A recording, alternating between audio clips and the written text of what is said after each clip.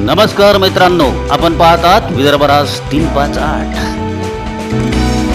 नमस्कार मित्रांनो, आपण पाहतात विदर्भराज 358 मी प्रभुदास शेगळे। आज आपण आलेलो आहोत नाशिक येथे।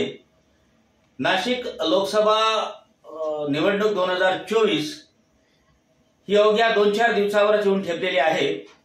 अशातच रिपब्लिकन पार्टी ऑफ इंडिया ए राष्ट्रीय अध्यक्ष दीपक भाऊ निकाळजे साहेब यांच्या गटाचे माननीय अशोक भाऊ नारायणराव गायकवाड, जिल्हा संपर्क प्रमुख तथा जिल्हा प्रभारी यांच्याशी आपण आज सहज चर्चा करणार आहोत।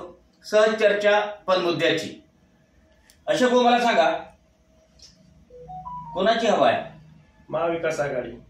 महाविकास आघाडीची हवा आहे। हो। नरेंद्र मोदी म्हणतात अब की बार 400 पार। मग महाविकास आघाडी टिकेल का? टिकणारच आहे, कारण की त्यांच्या ते स्वतः पुढे आहे त्याच्या ह्याच्यात। ते फक्त बोलायला आहे, फक्त 400 पार बोलतील, फक्त करणार तर काय नाही। पब्लिकला सगळं माहिती आहे का 400 पार जातील का ते, म्हणून पब्लिकला काय माहिती आहे?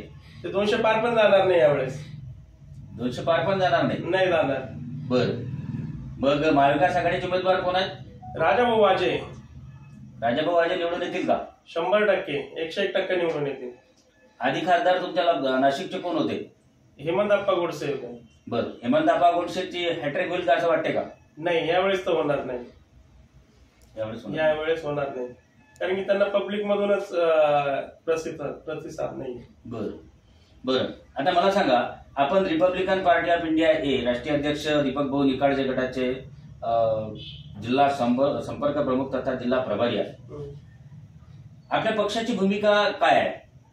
आमच्या पक्षाची भूमिका हीच आहे। दीपक भाऊ निकाळजे साहेबांनी आमच्या महाविकास आघाडीला पाठिंबा दिला आणि उद्धव ठाकरे साहेबांना पाठिंबा दिला। त्याच्यामुळे आम्हाला आमची भूमिका ही राजाभाऊ वाजेंना नाशिक मधून त्यांना निवडून आणायचं आणि 100% निवडून आणायचं, एवढं आमचं काम करणं आम्हाला बाकी आहे।